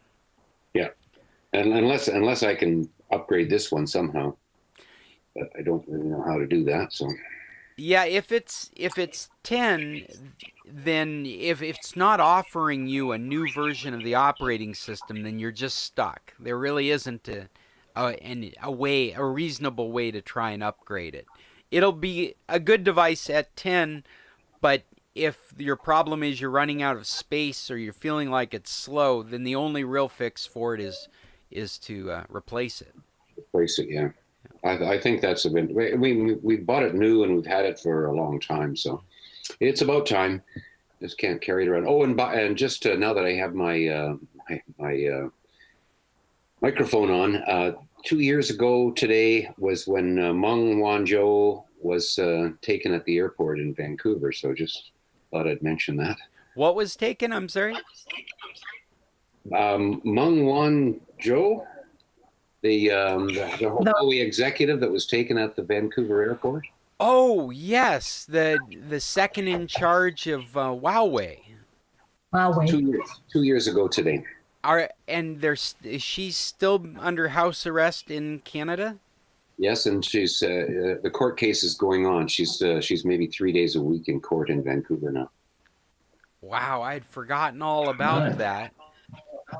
There you go. I just thought after 2 years in prison, or no, she's staying in her mansion in Vancouver. It's not. She wears a bracelet, and quite proudly, she wears short skirts and sort of flaunts it as she goes into court. Meanwhile, they were holding 2 Canadians and won't release them. That's right. So do you think that will change now that the political leadership in Canada or in the United States has changed? Well, there's hope it may change now, but whether it will or not, it's hard to say. It's got to be a low priority compared to some of the other things that the new administration has to deal with. That's for sure. Yeah, we're on the list, but we don't think we're very high.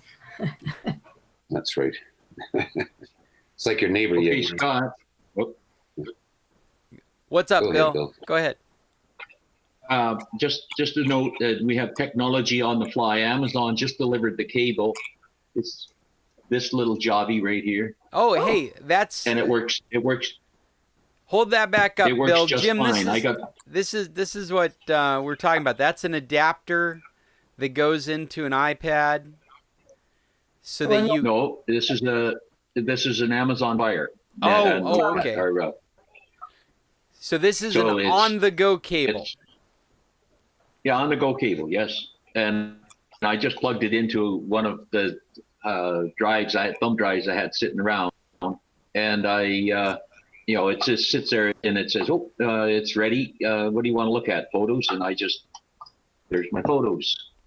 All right, because that drive could be full of movies, could be full of photos. Anything. You could use it for. It says go to the libraries to view the files if you want. Let's do that. Gee, It's just like another drive now. we might have to buy one for your brother too.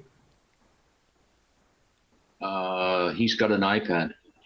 Yeah, he's got an iPad. Yeah, so there is one for the iPad, as long as it's not as old as James's iPad is. Well, we don't know that. It isn't brand new, that's for sure.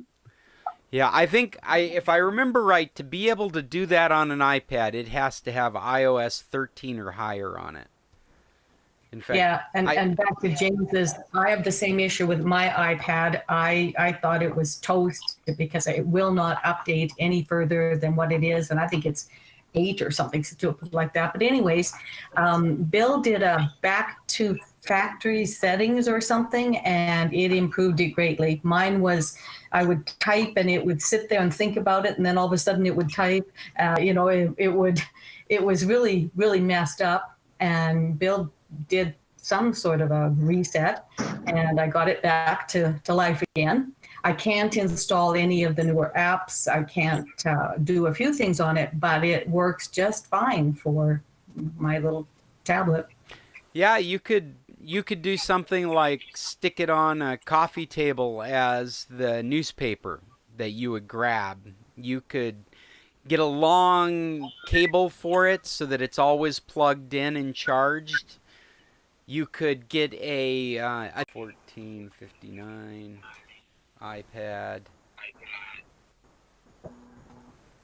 32 gigabytes.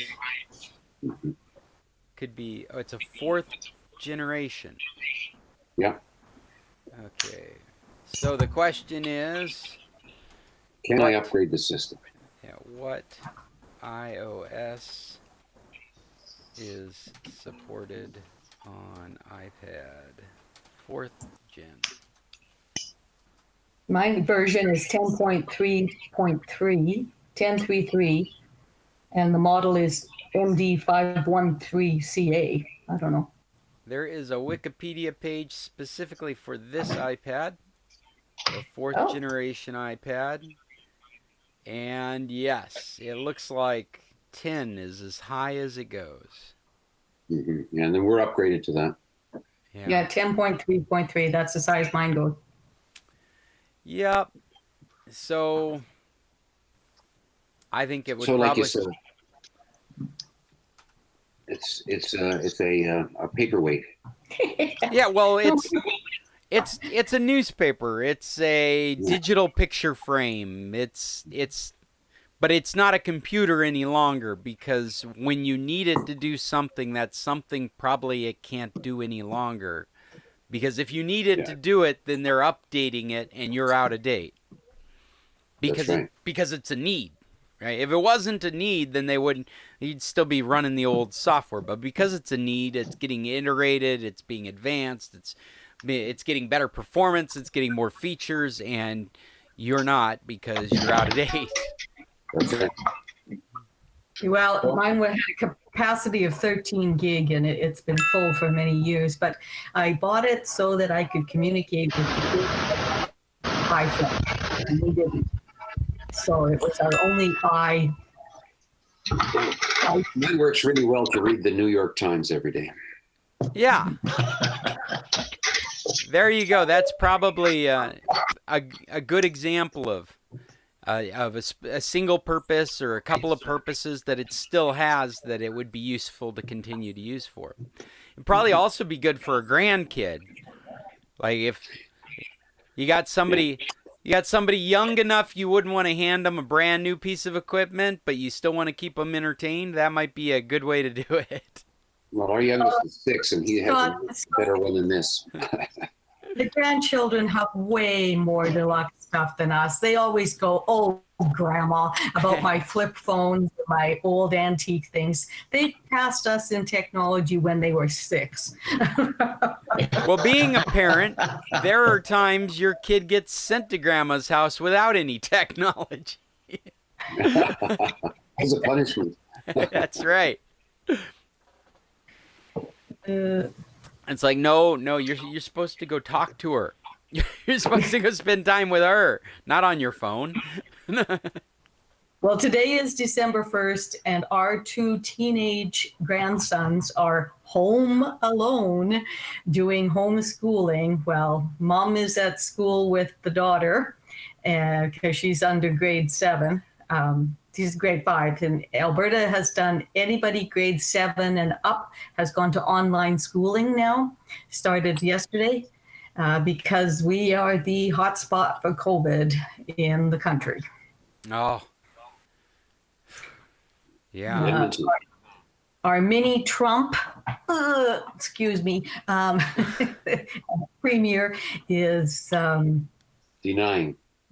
no, economy is so much more important than lives. Yeah. Boy, here doesn't feel like anything's really changed. I feel like we've got low numbers here in Guaymas, but Hermosillo, last I checked, it was the 4th most infected city in the country. So I just find it amazing that we've got such low numbers in Guaymas and such high numbers just an hour's drive away. Well, and it's the activities of the people. Yeah, and we are a vacation town, and people are vacationing. People are coming to the beaches. People are, like, more than you would expect given the circumstances. Hey, we are. I'm sorry. Go ahead. How is it in San Carlos? Is there lots of infection? Like we're getting it now on the island too. There's 3 or 4 cases here, even in Qualicum Beach, our little town, 10,000 people. There really isn't. You don't hear about a lot of infections here in San Carlos. I mean, I group San Carlos, Guaymas, and Empalme together. Empalme does have its own numbers, but San Carlos doesn't. It's San Carlos and Guaymas. But locally, we just have not had a lot of infections. And it's funny when you talk to the locals, I mean, not the gringos, but the Mexicans, because I've been hearing the opposite of the United States conspiracy theory that the people that are getting sick and dying are being written down for completely different things. That they are, Jim, is it you that I keep hearing? I'm going to mute you because I think your speakers are broadcasting across. Yeah, because I'm listening to myself come back to me. No, not you, James. You're good. Jim's got a good speaker. He does. It's robust. and I lie. It's not you. It's not you because I'm off. Yeah, I was gonna say it's not you. It's somebody else's sound that's coming through. Maybe it's Cheryl's. Maybe it's me. Maybe it's you. Maybe it's me. I don't. Do I have everybody on screen? 2, 4, 6. Yeah, I think I do. So in here locally, they think that the people that are dying are being written down as pneumonia, heart disease, diabetes. In fact, we have one experience in the family where he died of diabetes when he wouldn't be dead if he hadn't had COVID. And that's what's happening. And you know, that's kind of the reverse of what they claim is going on in the United States. They're claiming everything's being written down as COVID. And so, no, he died of diabetes when really the doctor wrote it down as COVID. And in the States, it seems like we've had plenty of debunkers of that kind of thinking. Scientists that have come out and said, no, these people shouldn't be dead if they hadn't gotten sick with this virus. Cheryl, you look ready to say something. Yeah. There's the thing about the number of deaths, and I think the most disappointing thing for me, anyways, is our province. They say, stay at home. They say different things, and they're all recommendations. And finally, when we have massive outbreaks, especially in our senior homes, they shut things down. And then people are objecting to that. We had huge rallies in the city of Calgary about the restrictions they put on. Well, the rest of us in the province are saying, you didn't go far enough.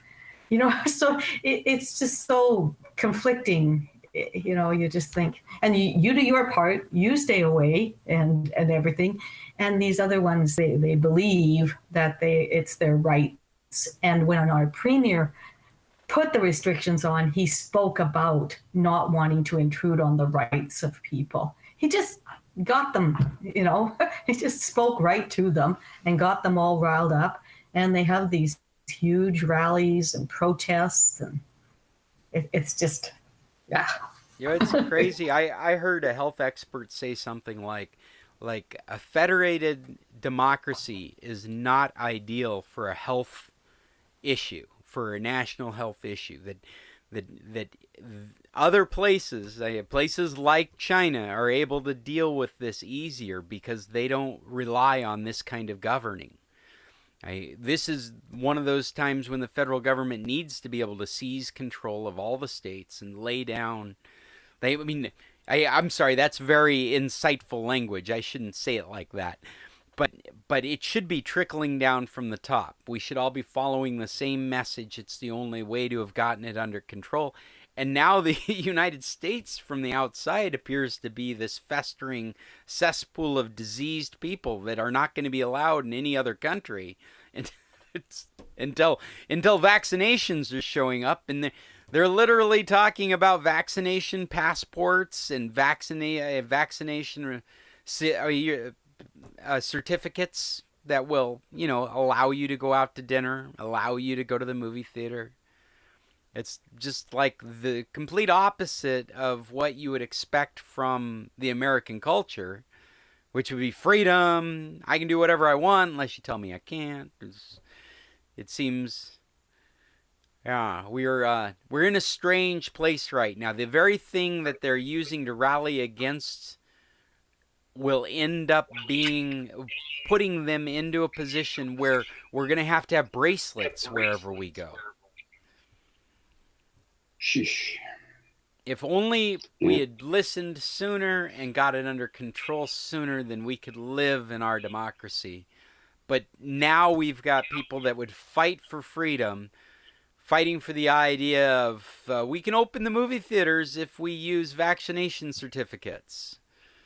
Right? And the movie theaters are asking, they're saying, hey, we want to be able to do this business, so we're going to start asking people to certify that they've been vaccinated before we'll allow them to buy a ticket. Well, I hope there's something's got to be figured out, you know, because it's the people who believe in right to life. They also seem to believe in the right to die. So I'm not sure what that's about. Yeah, it's a bit of a hypocrisy, isn't it? I felt that way long before we had COVID. Right to life means just the birth. We're not going to educate them. We're not going to feed them. We're not going to take care of them. We're going to throw you in jail if any of that doesn't happen. But you definitely can't choose not to have them. Well, trying not to bore you with this story, we were sort of got in this place and realized that we were with these born-again people who were really espousing their views against abortion and right to life and so on. And so I was just quiet and just left it go. And then the conversation went down and people were poking me to try and get some. And I said, oh, I'm a right to lifer too. And then they all smiled and nodded like this, just knowingly. And I said, I don't believe in capital punishments. And the room just erupted. That's awesome. So, Mom, it is. Yes, I'm on. Okay, I saw your mic come open. I figured you'd had something you wanted to say. Well, we maybe passed the subject a little bit now, but it does have to do with life. In Canada, do you have to pay for your testing for COVID? Actually, right now, it depends. If I am asymptomatic, I don't have any symptoms, and I just request a test, I'm not going to get one. Right now, we are only testing those people that have been exposed. Each province is a little bit different, but the bottom line is probably no, I do not have to pay. If I wanted to buy a test and do it, it's available to me, but I don't have to pay for it myself. Okay, the reason I ask is I just heard from a friend of mine in Oregon, her son wasn't feeling well. So they decided he needed to go get a test. 6 hours he waited in line to get his test. And it cost him $175 for the test because his insurance didn't cover it. Hey. Yeah. Jeez. Yeah, I know what You you're have to wait talking 6 hours, but you don't have to pay. Well, that's just outrageous. Yeah. Even the 6 hours is outrageous, but The whole thing, the Well, whole system. That And was that to seems take to the be what's test. going When on. was his? When did he get his results? Oh, he hasn't yet. Yeah. It just happened yesterday. And he said 3 to 4 days, I guess, something like that. our public health people are saying that if for contact tracing and so on, and for getting a handle on it, over 2 days, and it's useless to wait. Yeah, well, I just wanted to share that with you because I thought that was so outrageous. Yeah, And the other thing with testing is why are you testing? Our brother-in-law is in, my brother-in-law, Bill's brother, is in a home, and he had contact with somebody that was tested positive. So they tested him and locked him in his room, basically. So he's locked in his room. The second day of his lock-in, they did the swab, throat swab. Came back the test result on day 4, but he is locked up for 14 days because he had contact. And what they're saying is, yes, he tested negative on day 2, but you never know what day you're going to test negative or positive, and so they don't rely on it. What they've discovered is that they will test you, but they will not make a decision on whether or not you should isolate based on the test. So I guess they're testing to see how many people that had this much contact at this time, whether or not they're positive or negative, but they're not really using the testing to decide freedom or treatment or whatever. Well, it sure lets you know why a lot of poor people are going to continue to suffer the COVID. Hey, speaking of poor people, I'll tell you our experience. You know, Yuya was recently exposed to COVID worker that was infected. They were working close together. I think I might have mentioned it in previous meeting. And so she immediately, as soon as she could, got a COVID test. She's asymptomatic. I mean, it has no reason to think she's sick except that she's been working alongside this other coworker. And it took 3 days, and they had to buy it outright because here, at least here in Sonora, if you don't show symptoms, the government won't test you for free. Now, if she had been dying, they would have come and tested her, and if she tested positive, they would have tested our whole family, which you hear stories of that happening. But just because she was exposed, they would not test her. And so her work had to pay for that test. And it came back negative, but we had to quarantine for the 4 days that it took to get those results back. And we figured, oh, this actually, I'll run this into another COVID story. And then we got to start wrapping this up because we've been on this channel forever. But we figured that if she tested negative, there was no reason to be concerned for the rest of my family. That my kids are probably negative, that I'm probably negative. We're just too close to. If she's sick, we're sick. And so if she had come back positive, then we would have gone through the motions of getting ourselves tested as well.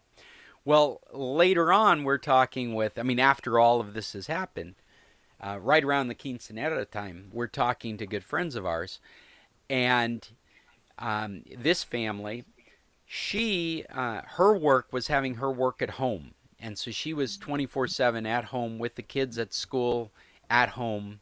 And when I say at school these days, if you don't catch it, they're at the kitchen table. When kids are at school now, they're at the kitchen table online. And so the kids haven't gone anywhere. She hasn't gone anywhere, but he is a tech like me. But he works for one company that sends him around Mexico at their different facilities. She gets ridiculously sick, just scary sick, and her company pays for the test so she can get the results immediately, finds out that she's positive for COVID. They inform the government. The government comes and tests the whole family. He's positive for having had COVID. Kids are negative. 3 kids, no COVID. He's the one that's brought it home. He thought he had allergies. She's like dying from this stuff. I mean, just like the worst 2 weeks of her life. He has no symptoms at all. She's never left the house. She picked it up from him somehow. Like it was in his hair or it was in his clothing or something. Or he just passed it being asymptomatic. I'm sorry. Our friend in London tested just out of curiosity, and she turned out to have had it, but she can only think back to maybe sometime in the spring when she had a few sort of odd symptoms, but nothing that was just debilitating or anything. And she just has been self-isolating in London. You know, how can you do that? But as best she can. But she seems to have had it, which is, I guess, a bit of a relief.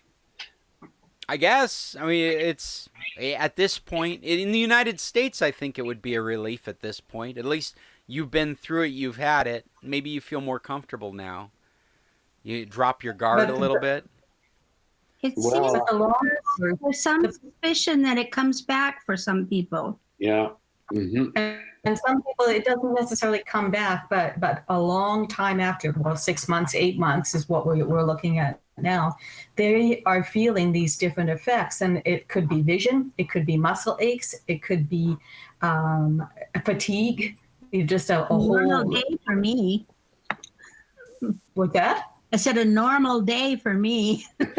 Well, yeah, that's the thing. And so your friend's Scott, he thinks, geez, I've got a mild case of allergies or something, and in that, but it affects her so differently. Yeah. You know, so it is very specific to different people and different makeup, and it's not necessarily pre-existing.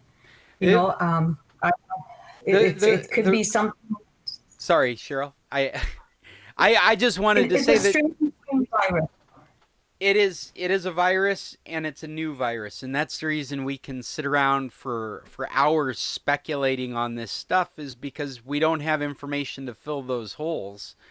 The flu, we know. The flu's been around forever. Everybody knows what to expect from the flu. We know how many people are going to die from it. We know how to take care of ourselves. We know about our immune systems. We know the vaccinations each year. We've got vaccinations made up against it, and this is just too new, and so it leaves us with all these open holes with no information that we're learning. I find it fascinating because we're always learning something new about it now. Yeah. And it's going to take a while. It's going to take years to know exactly how it affects different people at different stages, and yeah. Well, and who knows, just like with a virus, you think about things like cold sores and shingles, and who knows, you could be suffering from something years from now. You might have an outbreak of something that's related to having had this before. Yeah. We've got to come to an end with this meeting. We've been here for a long time. This is a lot of audio for me to edit, and it may not get done this week. Goodbye, everyone. Yeah. See ya, Irving. Nice to see you. So nice to see you. It's always good to see you guys. I will continue to do this as long as you guys continue to have an interest in meeting like this. If you have any issues with the meeting, be them personal or schedule or technology, please get a hold of me. I'd like to sort them out with you because I'd like to keep us doing these meetings. And remember, if you got technical problems, I'm available for remote help. You can get a hold of me remote@internationalcs.net. You can also contact me personally if you'd like, scott@internationalcs.net. I'm available on either of those email addresses. Or a lot of you have my phone. You're welcome to call me. But until next week, this has been the San Carlos Computer Club. And look for a blog post later this week that will have the audio from this meeting as well as links to things we've talked about together. hopefully with more information. And I still have topics for next week we never got to. So I've got stuff that we will talk about next week. And check out those new Macintoshes because I kind of like them, as Bill would say. Yeah. Thanks. Okay, Until guys, next take week, care. you guys tech on. Yeah. Bye-bye. Bye Bye-bye. bye. Nice to see you guys. Bye-bye. Bye, Scott. Bye, guys. Mom, you still there? You're at